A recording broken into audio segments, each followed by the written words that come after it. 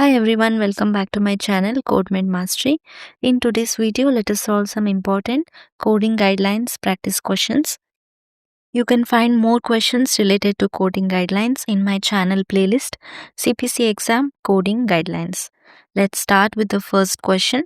Before that, don't forget to hit the like button, share this video and subscribe to my channel. This is the first question. How should surgery performed in utero on a fetus be coded? Option A as a neonatal procedure, option B as a procedure which is not related to obstetrics, option C as a pediatric encounter, and option D as an obstetric encounter. The right answer is option D as an obstetric encounter. Option A will be wrong because neonatal refers to care provided after birth, which is typically within the first 28 days of life. And option B is wrong because obstetrics covers pregnancy and fetal care, including interventions performed during gestation. Even though the fetus is the direct subject, the procedure is inherently tied to the pregnancy and maternal care. And option C as a pediatric encounter is wrong because pediatric care begins after birth, focusing on infants and children. According to this question, the fetus is not yet a pediatric patient and the surgery is not performed in pediatric setting. Therefore, the right answer will be option D. Next question.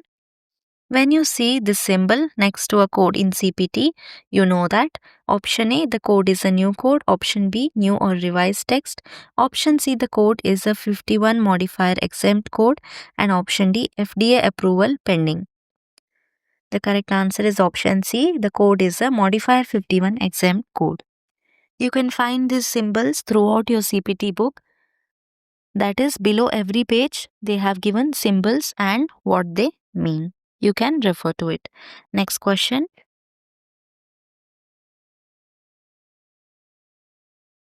A term that indicates this is a type of code for which the full code description can be known only if the common part of the code, that is, the description preceding the semicolon of a preceding entry is referenced. Option A standalone, option B indented, option C independent, and option D add-on. The right answer is option B, the indented code. Indented code indicates this is the type of code for which the full description can be known only if the text preceding the semicolon of a preceding entry is referenced. The CPT manual is formatted in this manner to save space. Option A standalone code will be wrong because standalone code has all the words in the description. And option C independent code is wrong because there is no independent code status in the CPT manual. And option D add-on codes represent services or procedures that are done in addition to primary service. Okay. Add-on code cannot stand alone. It must be reported in addition to the primary procedure. Next question. Specific coding guidelines in the CPT manual are located in option A index, option B introduction, option C beginning of each section, and option D appendix A. The right answer is option C. CPT coding guidelines are located at the beginning of each section. Next question. Which punctuation mark between codes in the index of the CPT manual indicates a range of code is available? Option A period, option B comma, option C semicolon, option D hyphen. The right answer is option D hyphen.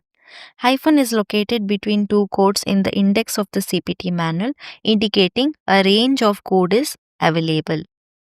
So that's it for today. Thanks for watching. Good luck to all those who are preparing for the CPC exam.